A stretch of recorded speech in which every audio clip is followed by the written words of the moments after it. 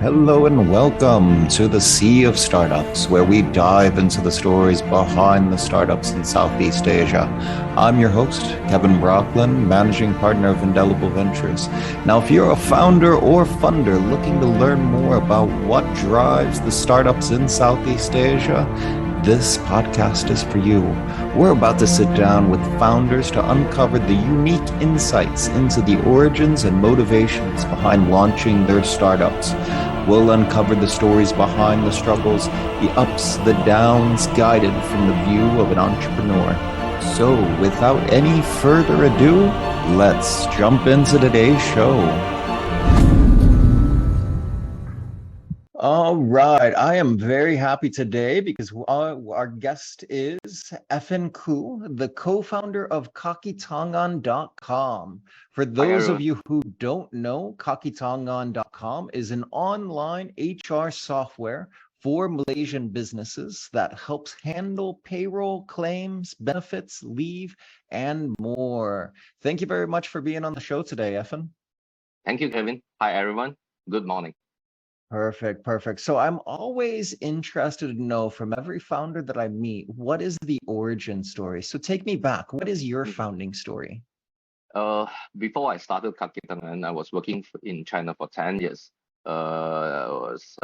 Major of the years are in Microsoft. So then one day, my co-founder Ken, he said, okay, after 10 years in Microsoft, he's willing to move out. So I said, please come out and start with me. By that time, we know each other for 10 years already. We work in the Microsoft Office team, and he's in the Bing.com.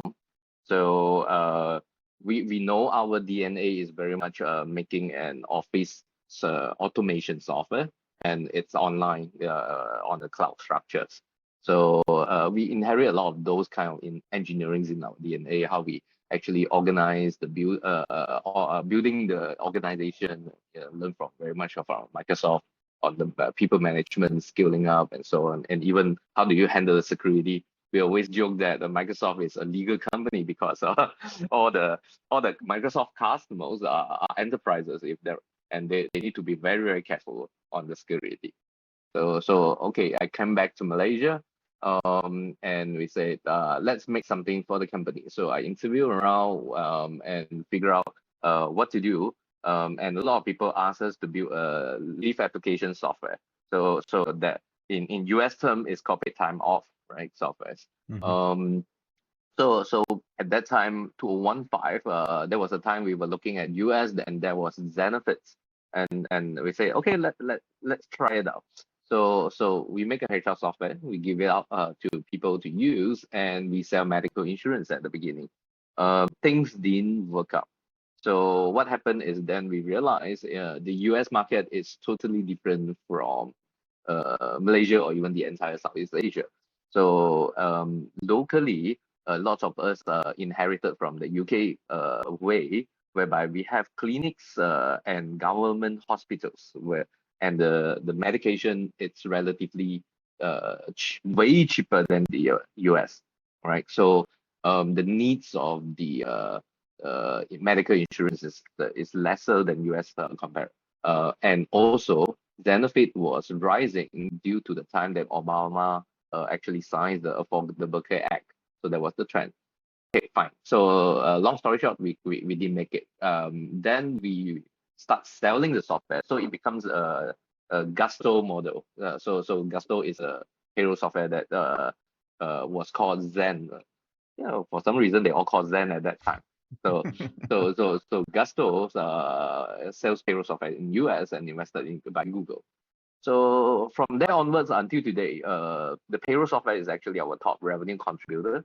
Then you have leave application, you have expense claims, and we even launched a service product instead of software product last year that all our paid customers are able to actually speak to some HR experts 4 times a month, and every time's 30 minutes, so like 2 hours of consultation.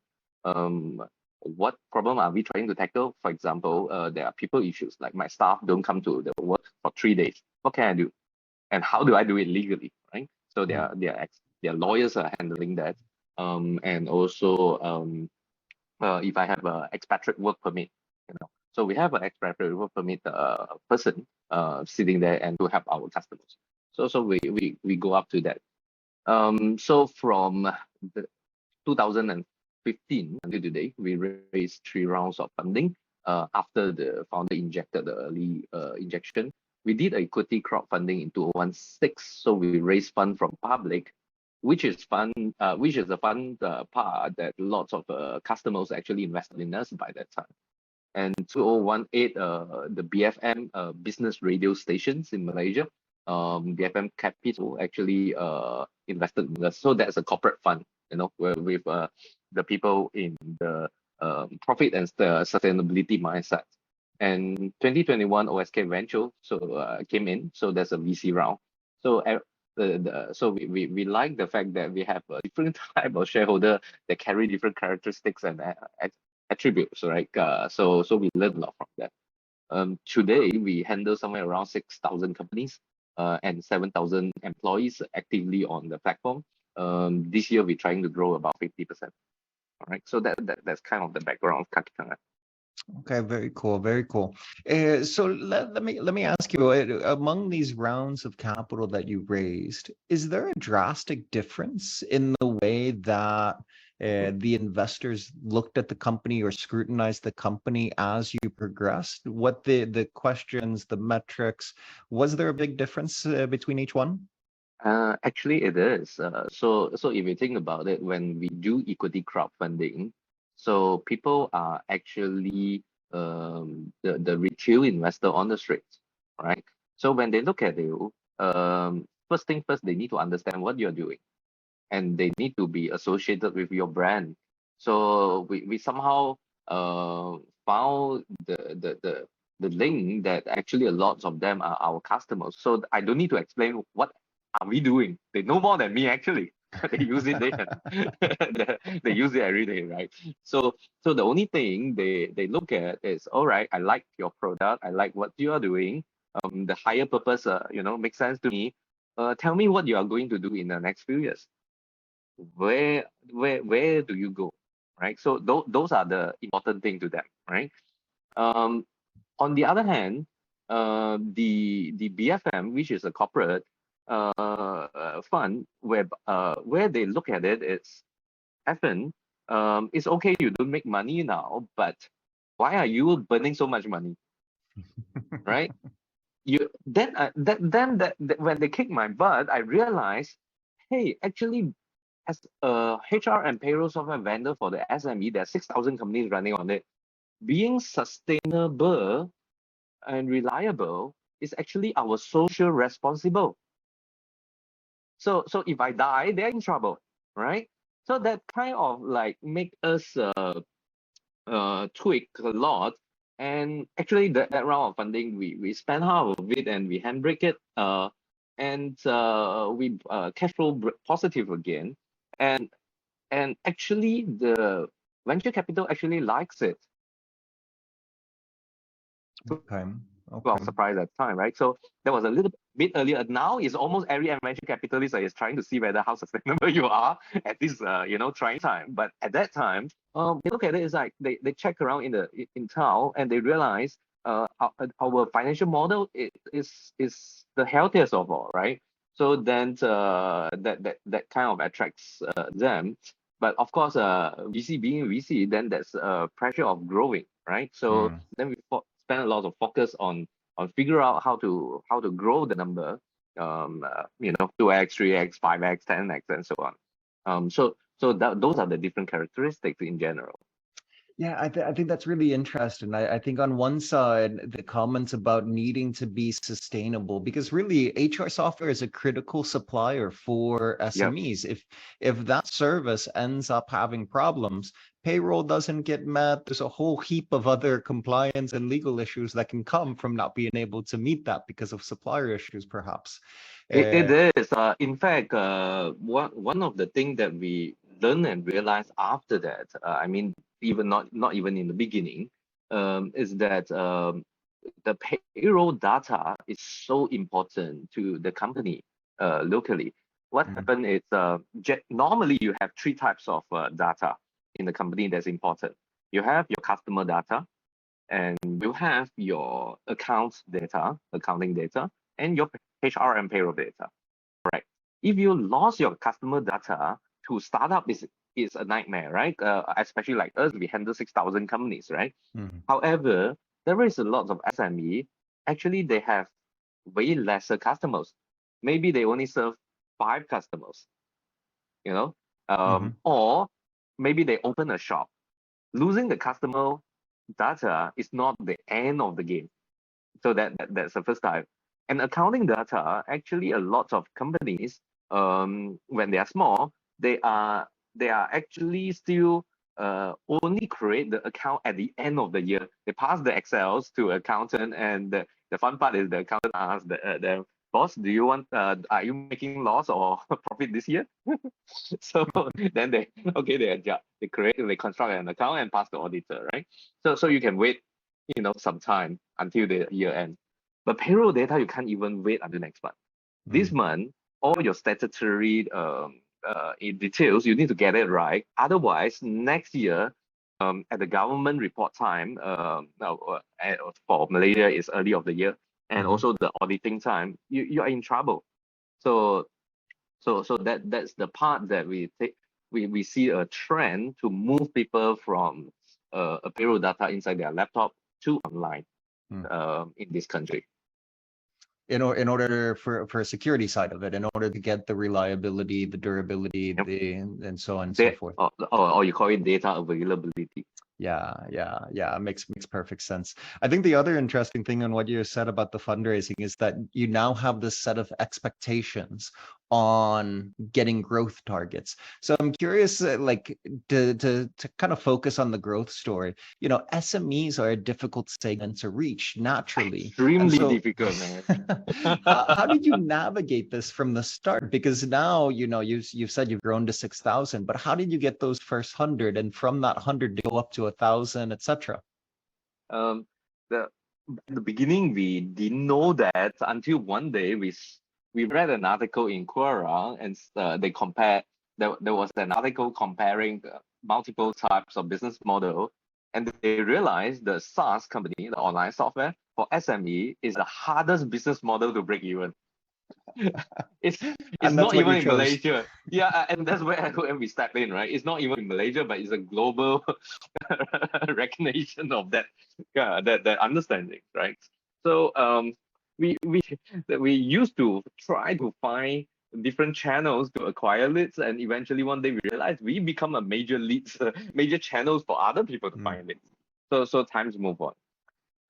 If we wind back to 20 years ago, we can still use newspaper, but no one reading, subscribing to paid newspaper anymore in this country, right?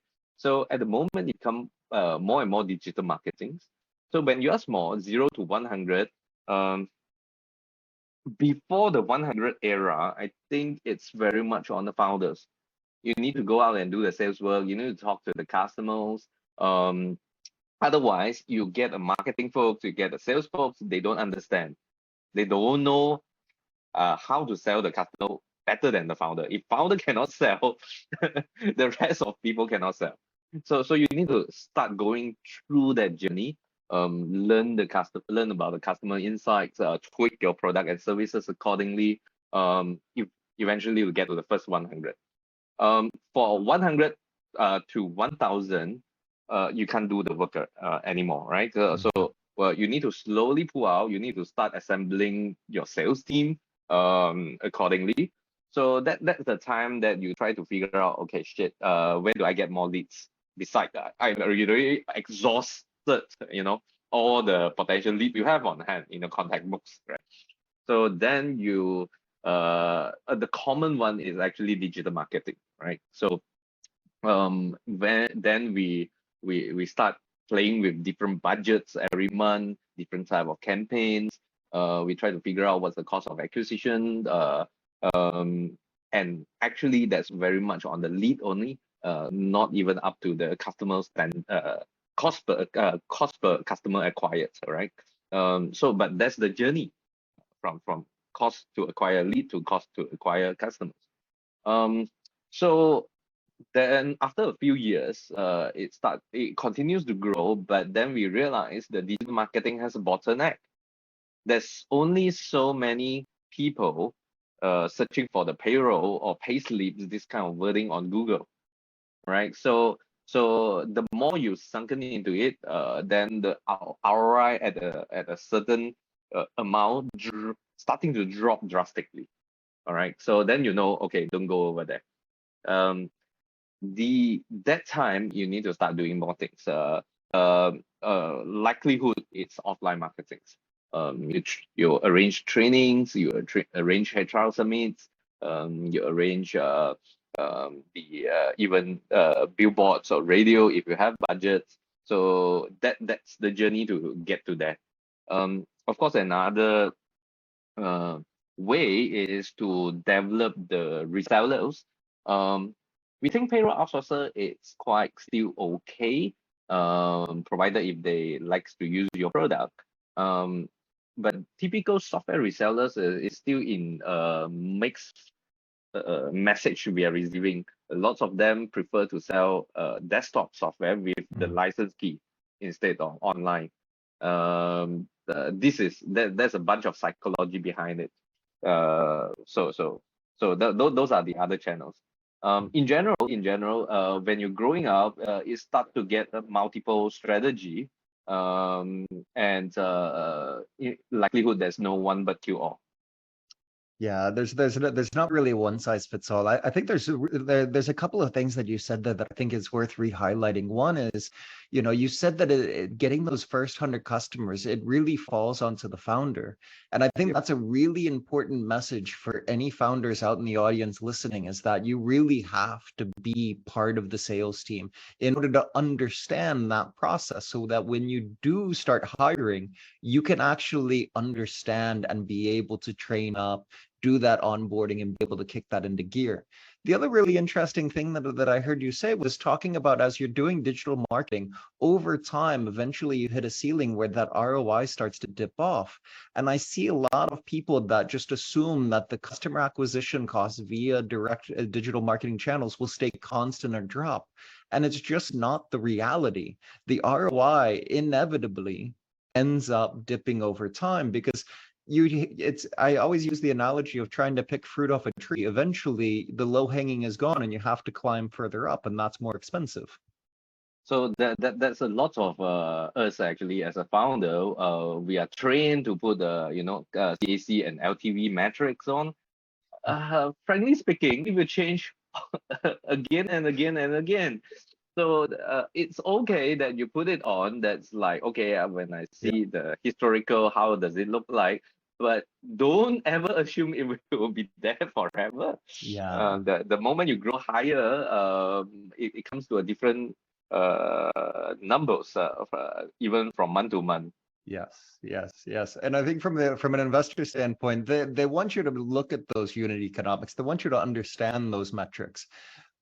But they're under no misconception that they stay flat. It's really making sure that the founder is paying attention to the details. It's more of, are they looking at the logic points over time? I think that's a really incredible point to highlight. This one, there is another interesting part about CAC. It's what cost are you sunken into the CAC? Is it just the money you pay to Google and Facebook? But practically, I think we should actually put down all the salesperson, marketing persons, even your onboarding and support person into the CAC, because if they are involved in the work to acquire customers, when you scale up, you need to increase the cost. Yeah, that's definitely true. I'm curious, since we're on the topic of customer acquisition costs, one of the challenges with the SME market as well is that it is expensive to reach them, because it's so diversified. They're small players. They're not as recognizable. So it takes a lot of effort in order to reach out to them. But the contract values are smaller. So I'm curious of how you manage that. Yeah. This is The- kind of blending the two sides together. there is lots of European VCs that we spoke to in the early days, or US VC. When they look at our average revenue, it's like, oh geez, we are doing that number but in euro. So Malaysia ringgit is so small, right? So, and the that's the fun part. And another fun part, I think, for some reason, I stepped into an industry that's so competitive. I didn't expect that. All right, I didn't expect that. So what happened? It's the in general, hey, it's so difficult to hire an engineer to work on a payroll software, right? They would do crypto, they would do anything that's sexy enough. Hello, payroll, compliance, tax, come on, right? And yet we see so many companies actually raising fund in Singapore, and try to actually come into it, this industry, and try to make losses. But the fun that's the fun part. So if there is no competition, likelihood average revenue could be higher, but because of a competition, it goes down to so low. Then in that case, the we need to carefully work on the cost. So almost all my competitors pay higher than me in terms of the marketing spends, in terms of people's pay. Uh, but I felt it's not so sustainable eventually. This year, I think in the online software, there is a new concept called burn multiply. We should really look into it. It's like how much you burn to acquire the similar amount of new revenue.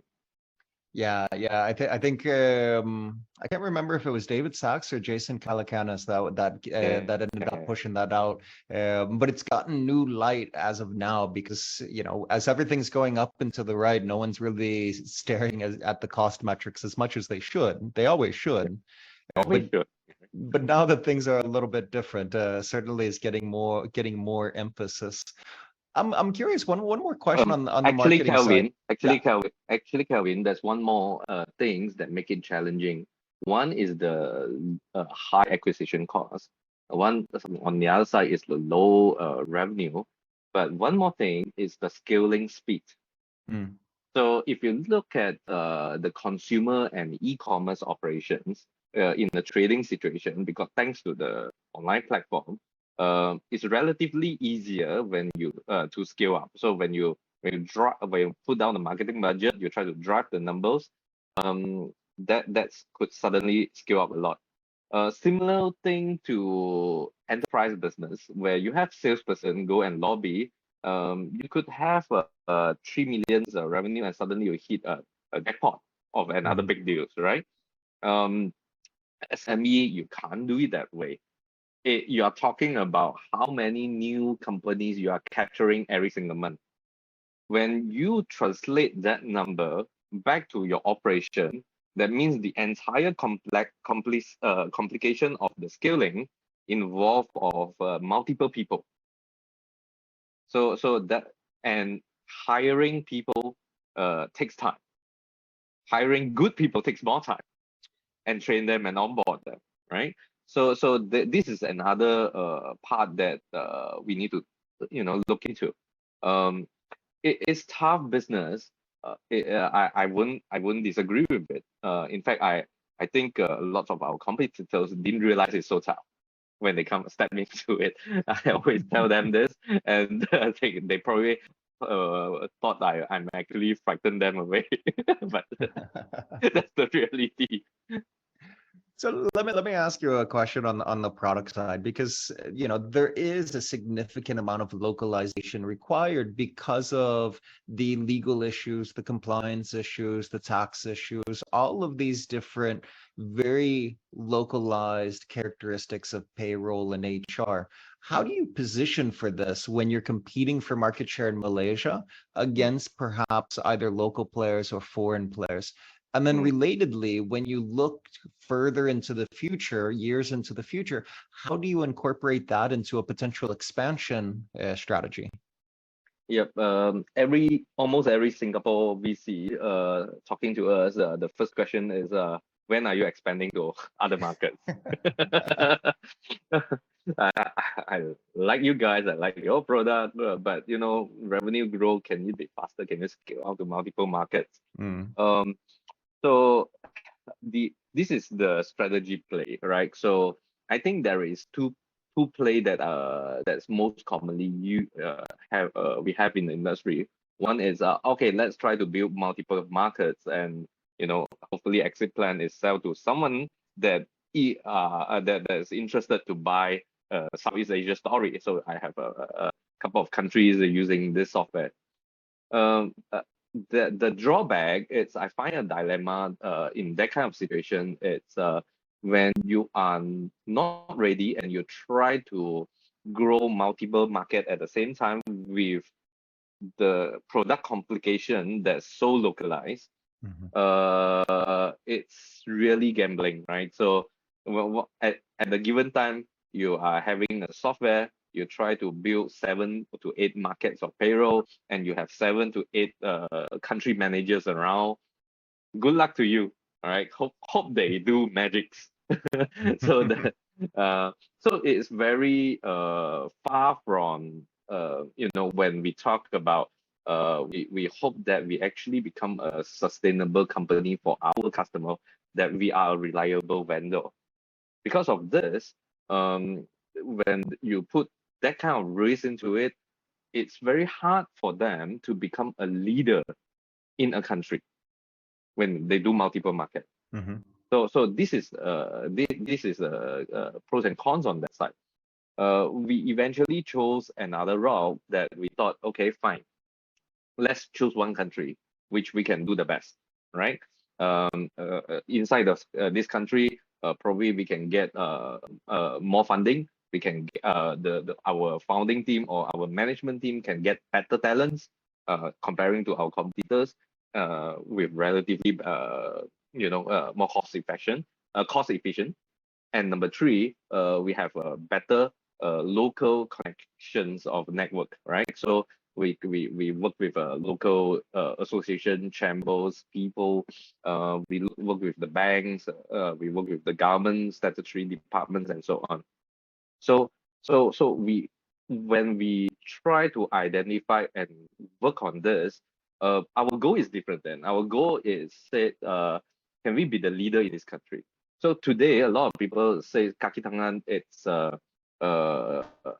largest online payroll software in Malaysia. Despite we are still very small, we are like 1% of the entire market share.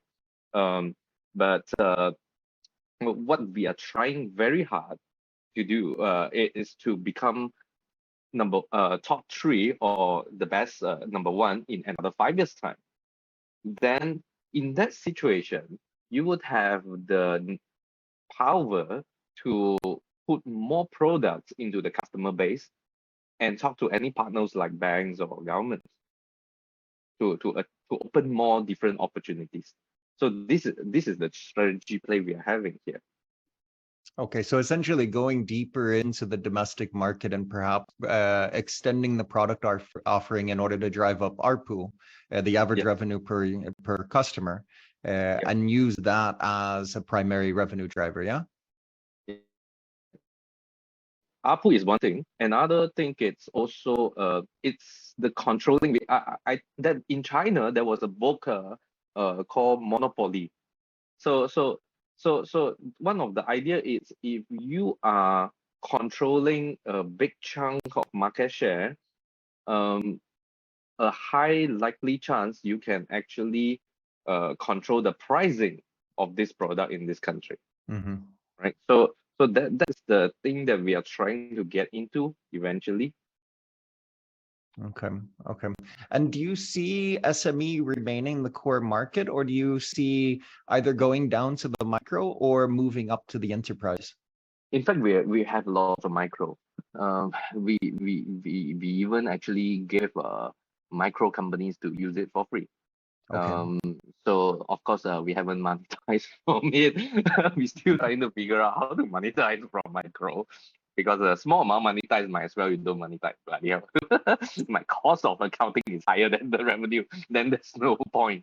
But if I think eventually the micro and SME to us is the fundamental business and DNA we are building. We could actually go up market when we're ready. But I mean, from a person who worked in a lot of enterprise software sales before, one thing I realized actually it when you work on different market like enterprise or mid-size and above software versus the SME software, it's not only the products, but it's the organization building. You need different type of person, you need different type of process flow, and customers is buying different thing. In the SME, they log into your system, they have a feeling whether I like to use this software or not. That's the major buying point. But if you go to enterprise, even the deal strike, they sign the contract, likelihood they haven't seen this, how the system looks like. They are buying a tender document, they are buying a checklist. So the value proposition you're selling is totally different. Mhm.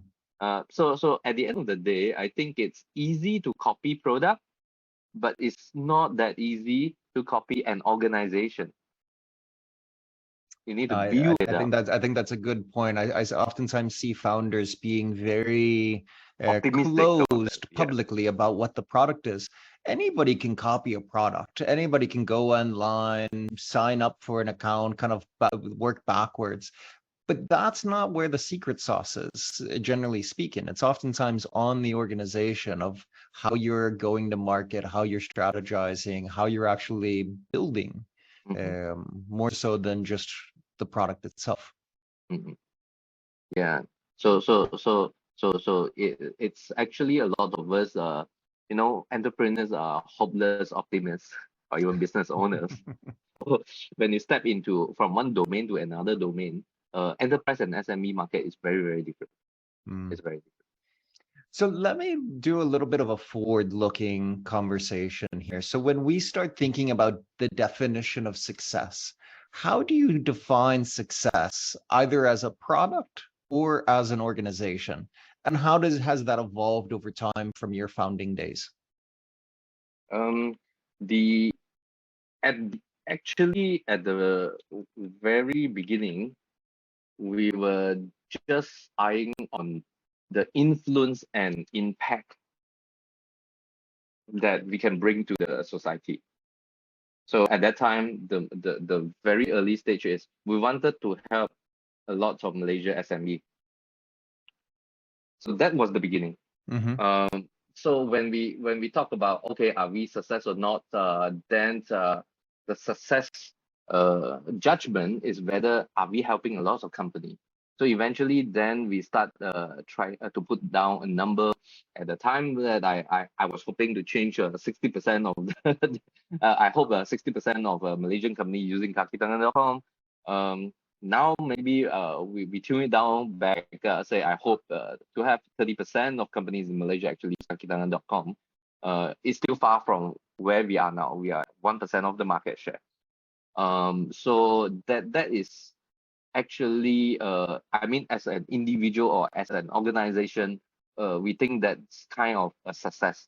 Of course, we want to manage the growth to there with the idea of sustainable still. But that's the kind of like the long-term high level goal. Of course, when you drill down to our day-to-day operations, last time it was revenue per month.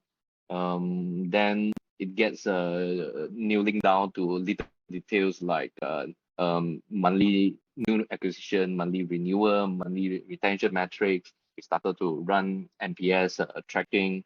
But ultimately, eventually, when we look at the big picture, is this successful or not? I would answer you that I would see the impact of this company to the society as a success metrics. Okay. And so when you look at these goals, is there a key metric for your product that you track on a regular basis that is giving you the indication of whether or not you're on track to reach that? Actually, multiple multiple metrics, right? So, in general, I'm telling my staff, actually, everyone in kakitangan.com, they know that Effon has three things that we are talking about. Everyone can memorize that. So, number one is number of customers. Number two is average of revenue. Number three is the retention. That defines the healthy status of the company or not, right? Hmm. So eventually, of course, you can even drill down further. We have a large Excel that actually breaks every items into Sure, multiple sure, things. sure. I've been guilty of building some of those models that break those metrics down and kind of waterfall down to the different tiers of the organization. But Kevin, I think you see, building those metrics is actually cost. The more Hmm. things you track, more costly, more cost you're spending, right? Sure. So ultimately, the what you wanted to do is actually the metrics you are building is actionable. So I see this metric, it could drive certain actions in the organization. If the metrics doesn't drive the action, that's is pointless metrics. Absolutely.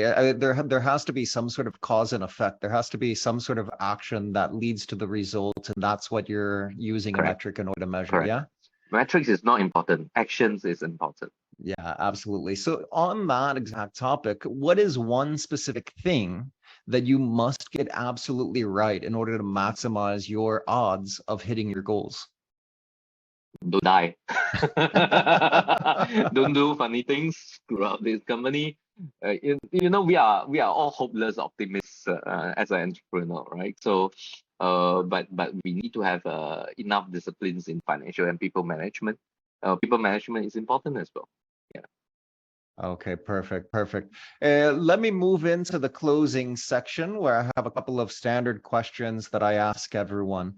So the first one is, what is the tech tool that you cannot live without? All right. Thanks to the inheritance from Microsoft. So we use Office 365 internally to communicate. But at the same time, of course, we use our own system, kakitangan.com. You dog food what you create for the staff handling the staff operations. We use GitHub as well for on the engineering side. Then the second, that tree is the most important tech tools internally.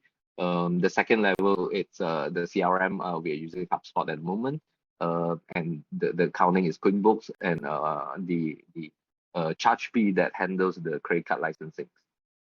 Okay, okay. And the next question, for other startup founders out there that might be listening, what is the biggest piece of advice that you would give them? Uh-huh. This is okay. This is a weird theory. I always advocate people to do difficult things. To found a company, right? A weird theory I have is that if it is easy money, a lot of people will jump into it, and there's no barrier of entry, and eventually it no longer is your easy money, right? So if you do difficult thing, there's a barrel of entry. So you continue consistent, do something for 10 years. 10 years, 10 working something for 10 years, 20 years is a bloody difficult thing for entrepreneur. So if Absolutely. you do a difficult thing that has this difficult thing has a barrel of entry. The easy thing doesn't have a barrel of entry. Absolutely. I love it. Every entrepreneur out there should pay attention to that. Understand and do difficult things because it creates a barrier to entry from somebody coming in and taking what you've built. Fantastic, fantastic. Thank you very much, Effon, for being here with us. For those that may be listening that want to hear more or get in contact with you, learn more about your product, where can people reach you if they want to learn more? It's they can reach me at effon@kakitangan.com. Okay, perfect. EFFON@kakitangan.com.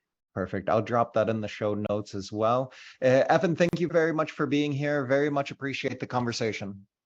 Thank you, Kevin. Have a good day.